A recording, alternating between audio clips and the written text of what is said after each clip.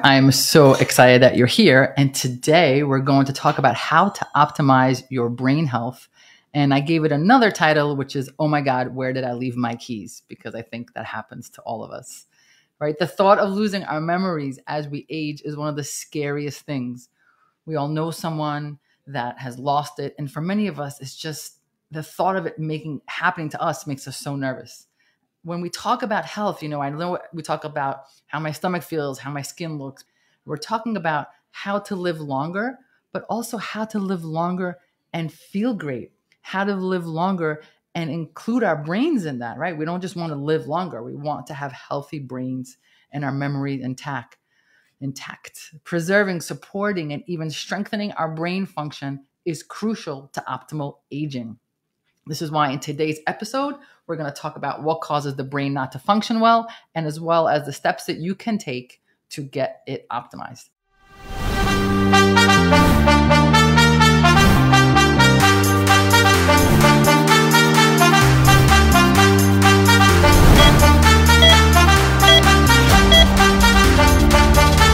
Before I jump in, I always like to let you guys know how to reach me and my team. If you're watching us on Facebook, let me know. Type in the word live so I know that you're here. If you're watching it on the replay, please type the word replay so we know how to reach you and we know that you're watching. On any platform, if you type the word change, it lets my team know that you want the show notes. And sometimes I get a little technical, so feel free to ask for those notes. If you are watching us on YouTube, don't forget to like and subscribe because it makes me feel good because I work really hard on these. If you are listening to me on the podcast, you're not missing much because I always mess up the cues that are on the screen. I'll read them to you. And today I'm wearing a gray jacket, always with the stethoscope that my wife bought me, and my hair still looks amazing. On any platform that you are watching us or listening to us, don't forget to follow us on Instagram because we're funny and we want to make you laugh. And wherever you are, don't forget to share this with the people that you love and let them become the game changers in their life. If you don't know who I am by now, my name is Efrat Lamondre. Everyone calls me E or Dr. E, and I invented the new method where we empower people to realize that their symptoms are not in their head. Let's jump in. Wherever you are, just join the conversation. Let us know that you're here. Trust me, we read all the messages. This is what we do every second of our lives. So let's talk about optimizing brain health. Most of my patients, when they come in, they'll have a long list of things, their stomach, their joints, but inevitably on their list is something about their memory loss, a concern for memory loss, forgetfulness. And they start to worry. Is the fact that I can't find my keys or remember someone's name, is that the beginning of Alzheimer's? Is it dementia? And the thing is this, I don't mean to scare you, but you should worry. Why? Because dementia and Alzheimer's is a slow process. It doesn't happen overnight. It's not like the day you can no longer remember your loved one's name is the day that it started. In fact, we know that it starts about 20 to 30 years before it gets severe. So if you're worrying about forgetting your kid's name at age 65, you actually need to start worrying about it at age 35 and 45. So it's never too early to start thinking about your brain health. Don't wait until the symptoms are so severe. Now is the time. 1 in 3 seniors in America dies with Alzheimer's or dementia. Over 5 million Americans are struggling with Alzheimer's, and changes can be found in our brain sometimes 20, 30, and 40 years before the diagnosis of dementia. So now's the time. If you're thinking about it, if you're worried about it, let's go. Here's the bottom line. We're going to get really technical, but here's the bottom line. You know more or less how to prevent heart disease, right? You've heard, live a healthier lifestyle, eat right, exercise. It's been drilled into our heads that if we do these right things, our heart will be, in better shape. It's the same thing for our brain. I'm not sure why we don't realize that the same things that we need to do for heart health are the same things that we need to do for brain health. When was the last time you thought of your brain this way? When was the last time you thought about the fact that there's things you could do right now, today, to prevent Alzheimer's and dementia? This is not a tomorrow problem. It's a today problem. It's just like you shouldn't wait for the heart attack to happen before you start making the changes. You want to make the changes now to prevent the heart attack. All those things that are bad for your heart, the sugars, the starches, the insulin resistance, all of that is bad for the brain. In fact, scientists are calling Alzheimer's type 3 diabetes. Let that sink in. Type 2 diabetes is a type that we get from eating too much pizza. Type 3 diabetes is Alzheimer's. We know that diabetics have 4 times the risk of getting dementia and Alzheimer's, and even pre-diabetes can lead to it. So fixing your brain starts with fixing your body. You have to optimize everything that's going into the system. The bad stuff, get rid of the bad stuff, optimize the good stuff if you want to optimize the brain. And I promise I'm going to get into details. But I just want to let you know that starting early is key. It is never too early. You don't want to wait when you're already on the decline. You want to start right now. And it's not just about dementia. It's also about anxiety, depression, personality disorders, eating disorders, addictions, obsessive compulsive behavior disorders, attention deficit disorders. All of those things can be addressed with lifestyle treatment because all of it is mental health. And if you haven't watched my episode on the gut mental health connection, I'm not sure what you're waiting for, but you need to watch it right after this. It's all connected. So what causes memory issue? If we know what causes memory issues, then we can start working on how to address it, and we could start optimizing our brain for longevity. So what causes memory issues is something called dementogens. And I don't know about you, but every time I hear the word dementogens, I'm thinking of Harry Potter's Dementors, but that's not it. So it's not the Dementors, but it sounds the same. I just had to say that. So dementogens are things that cause dementia. Pretty simple, right? And we know so much about what damages our brain, and we have to talk about fixing those and getting rid of those. So let's jump in. What are the dementogens? First and foremost, you know I'm going to say it. The first thing is your diet. Your diet. If it's inflammatory, it's the number one cause of dementogens. The number one cause of dementia is the thing that you're putting into your system every day, at least 3 times a day. The processed food, the sugar, the starch, the lack of the good nutrients. This is number one. Before you go running into anything else, this is number one. And certain foods can be even more of a dementogen if you are allergic or sensitive to it. So gluten, if you're sensitive to gluten, then you eat it, it's a dementogen. If you're sensitive to dairy and you eat it, it's a dementogen. So not only is, generally speaking, the processed foods and everything a dementogen for anyone, but if there's something that you eat that causes a reaction, a personal reaction, that's a dementogen and you have to get rid of it. Which brings us to the next thing, which is your gut microbiome. If you're new here, then you may not know that I talk about microbiome every week. Microbiome is where it's at. If you don't know, quick refresher, it's the world that lives inside your belly, the good and the bad bacteria that have to be in harmony, or else it's all a mess in there.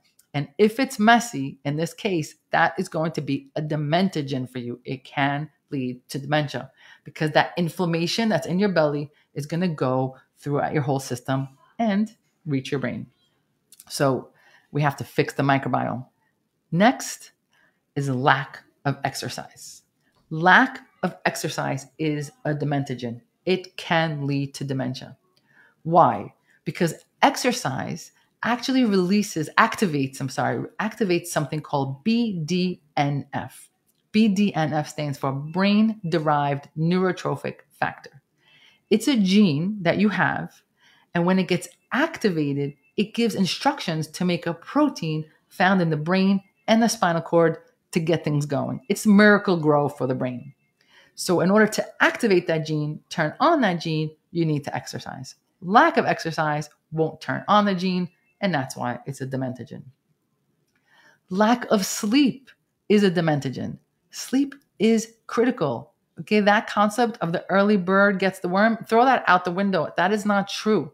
Sleep is critical. Lack of sleep is a dementogen. I'm going to explain why. At night, your brain needs to do a cleanup. Your brain is the most metabolically active organ. That means it works the most. It works all the time. And it needs time to clean up. Okay, if you're in your kitchen making stuff, you need some cleanup time. Whatever you're doing, whatever process you're doing, you need cleanup time. The brain needs cleanup time.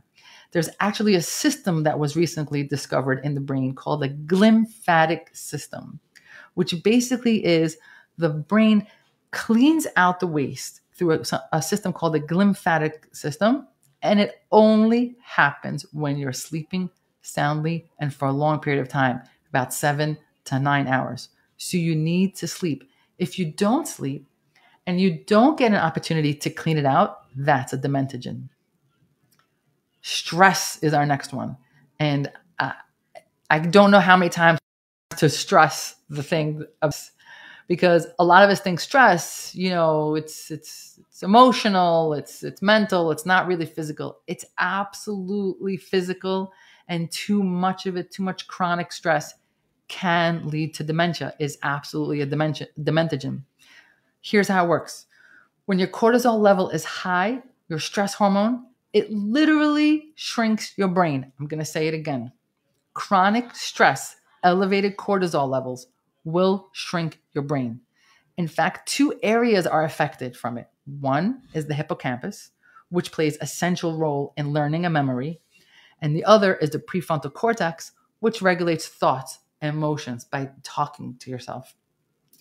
They did a study and they found that participants who had high levels of cortisol, high levels of stress in their blood, did poorer on memory and cognitive tests. So high stress, they weren't able to do these tests. They weren't able to make decisions. They weren't able to memorize things. So over time, with the stress, you actually lose brain volume. So you know that saying that says, whatever doesn't kill you make you stronger? That is not the case with stress. Stress may not kill you, but it is not making you stronger. I've mentioned it in many of the episodes that I've done about what stress affects, but here I am telling you it affects your brain. So we have to calm down the stress and manage our stress. Toxins are dementigens, environmental toxins, heavy metals, mercury. Mercury is a big health risk in America that is just not tested for and almost never treated. Lead is still an issue in America. Plastics is an issue. All of these things can cause dementia over time. This is one that you may not have heard of, which is a lack of relationship can cause dementia.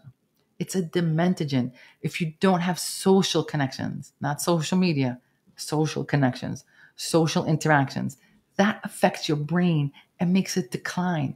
You need to have a sense of purpose and a sense of meaning. That's one of the reasons why for some people, when they retire and they no longer work, they decline rapidly because they lose their sense of purpose and their sense of meaning. This is not just a mental or spiritual issue. This is biological. It actually declines things biologically. They have a biological impact on the structure and the function of your brain. So keep those relationships. Make sure you have meaning and purpose every day in all that you do.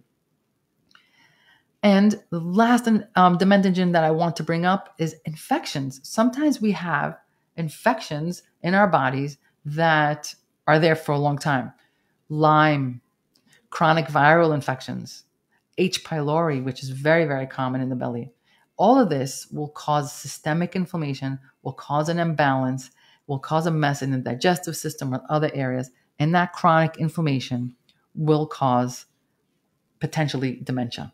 So just a quick recap of what I said so far, because I said so many things, because I only have 20 minutes-ish, and I try to cram it all in here for you so you guys don't get bored of me. So what did I say so far? Diet, microbiome, sleep, exercise, stress, toxins, infections, relationships. All of these things are dementigens if we don't get them right. They will cause dementia.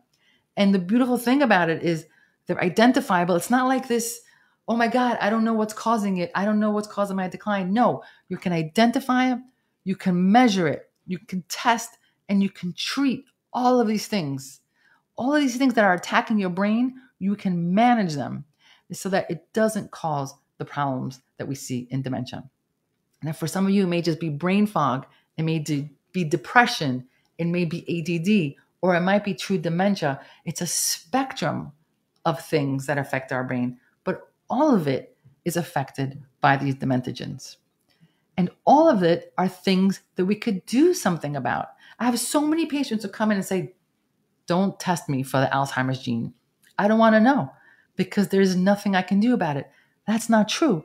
There is so much we can do about it. In fact, I love identifying the gene because then we need to know that we have to double down and get really aggressive so that gene doesn't get turned on. We have to aggressively put in these lifestyle interventions to make sure that that gene doesn't get expressed.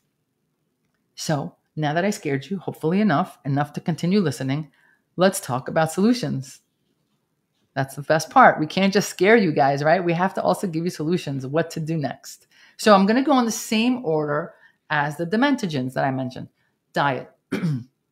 So the first thing is diet. I can't tell you how many of my patients come in, we have them do a questionnaire. And one of the things we ask about is, cognition, poor memory, brain fog. We also ask about anxiety and stress and what's going on. And the first thing that we do for everyone is clean up their diet. It's the first thing that we do. We take them off dairy, we take them off gluten, we take them off sugar. And suddenly they come in within 30 days. They come in and say, their brain fog is gone. Their memory is better. They're not anxious. They're not moody. All of it just with diet. So we focus on diet because food is medicine. Before you run around and say, hey, is there Alzheimer's medicine out there? Is there a pill for my memory? Your food is your medicine. I say it every week. It's really so important. Food is medicine. You have to make sure that you're not getting high levels of sugar. Balance the blood sugar. Make sure you have good insulin sensitivity. Make sure that your diet is full of the rainbow, phytonutrients, all the colors. Don't just eat the same thing every day. It is really critical that we manage the food first, frontline for dementia and a million other things. But today's talk is about the brain. Microbiome. You have to make sure your microbiome is on point. The gut-brain connection, it's there. As I said, I have other episodes on it. Listen to them, watch them. Making sure that your good and your bad bacteria are in line is critical for your brain. The neurotransmitters for your brain are made in your belly. Everything you need for your brain is made in your belly. Make sure your belly, the factory in your belly, is at the best it can be. Bring it back to exercise. You have to move. If you follow the new method on Instagram or on Facebook, I just did a post about that. People ask me all the time, how much should I exercise? Whatever you have, don't lose it. So if you're someone who can only walk, don't stop walking because then you're going to lose walking. If you already can run to the stop sign, don't stop. Don't lose that. Keep whatever you have and every day add a little bit more. That's it. That's your exercise. Keep what you have. Don't lose what you have right now. Don't say, oh, back in the day I could do this and now I can't do that. Doesn't matter. You could do something now. You can get up. You can move your arms. Don't lose what you have and then move a little bit more every day. That's your exercise routine. Sleep. You have to sleep. You have to sleep. If you don't know how to sleep, watch one of my episodes on sleep. You have to get 7 to 9 hours a day. Non-negotiable. Watch my episode. But here's the bottom line, like a quick recap of the episode. You have to think about sleep as soon as you wake up in the morning. You cannot fill your day full of coffee and sugar and alcohol and have a big old meal right before you go to bed and then expect to fall asleep and stay asleep. You have to cognitively, purposefully tailor your day so that you have a successful night's sleep. Okay, I just did the whole recap of that episode. You still should watch it. So sleep, stress. You need to learn how to manage your stress. I am not saying you have a life without stress. Who has a life without stress? Whoever that is, I want to meet you. Let's go out for lunch. You can't have a life without stress. Life is stressful, but you need to learn how to manage that stress. And everyone's different. For some people, it's pets and taking walks with their pets. For some people, it's therapy. If you have the ability, meditation. Studies have shown that just 3 months of meditations, you actually see structural changes in the brain. It's not just a feel good. The brain structure actually changes. Certain parts get bigger that you need, and the parts that are filled with fear and anger actually get smaller. So if you're down for meditation, just know it's actually helping you. I mentioned toxins earlier. If you think you were exposed, get tested for heavy metals, molds, and toxins. Your functional medicine provider can do that for you. If you're not sure how to do it, just talk to a functional medicine provider and they'll walk you through it. Or you can always buy my book and I can tell you when you can do it. It's called It's Not in Your Head by me. Infections. If you think you might have Lyme, get tested for it. Get tested for H. pylori. Get tested for chronic infections. If you have issues in your mouth, fix them. All these infections, it's not just in your gums, it's everywhere. Get on top of that. It's going to affect everything. It's going to affect your brain. Social networking, relationships. You need to make sure you have good relationships, maintain relationship, network. If you're retired, don't sit home, go to the club, join something. You have to network. You have to have relationships, good families and friends, interactions in your day, whatever that looks like. If you're someone who works a lot, take a moment, connect with your family, connect with your friends, whatever's going on, understand that it is not a waste of time. It's Alzheimer's prevention. It's huge. And now what I get asked all the time is supplements. What supplements should I take? Okay, first of all, you know me. I always say you have to do the nutrition first and then worry about the supplements. Supplements are not instead of, they're supplemental. Okay, so two biggies that you can grab from anywhere: omega-3 and B vitamins. Boom. If you can only get two, those two. Grab them. They're amazing for memory. Just take them every day. What do you have to lose? Nothing. Just get good quality omega-3 and vitamin B and let's go. But there's something specific that I want to talk to you about, supplements that are specific for memory. And they're called nootropics. Nootropics, N-O-O, and then tropics, like tropical for those of you listening and not watching. Nootropic, let me put it on the screen. N-O-O, nootropics. So nootropics are substances that increase brain power and function. I'm going to say that again because it's pretty awesome. Nootropics are substances or compounds that increase brain power and function.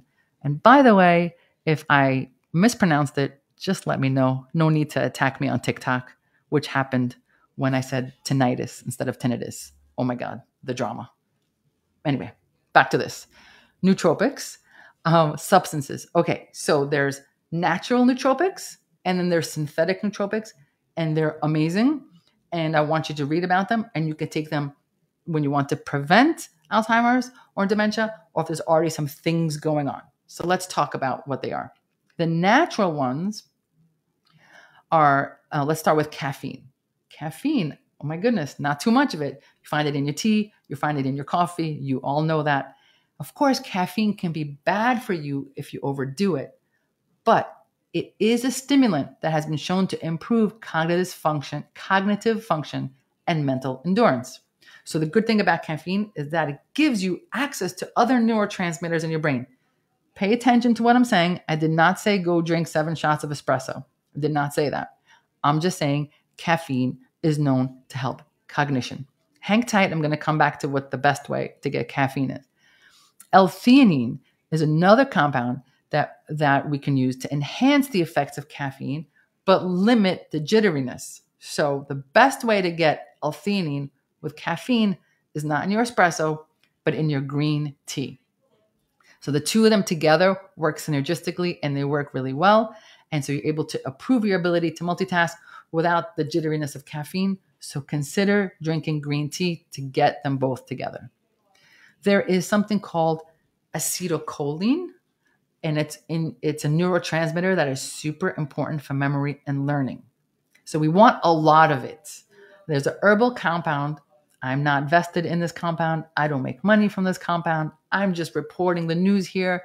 So huperzine A, Huperzine, for those of you listening, huperzine A is a natural herbal compound that increases the amount of acetylcholine in your brain, which is another neurostimulator, and improves cognitive ability. So if you can take a little bit of huperzine A with some green tea, you're actually stimulating your brain in a natural, healthy way to improve your cognition and your memory.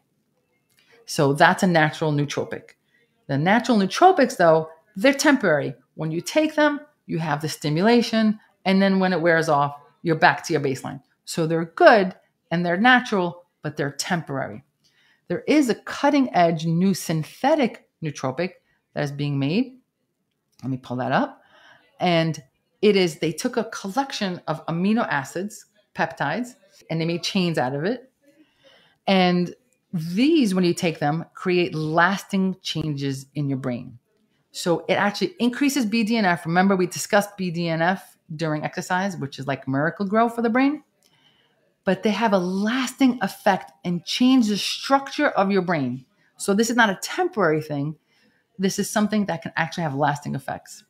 These are used in patients with brain trauma or early stages of dementia. There's 2 products out there. One is called dihexa, and the other one is called cerebrolysin.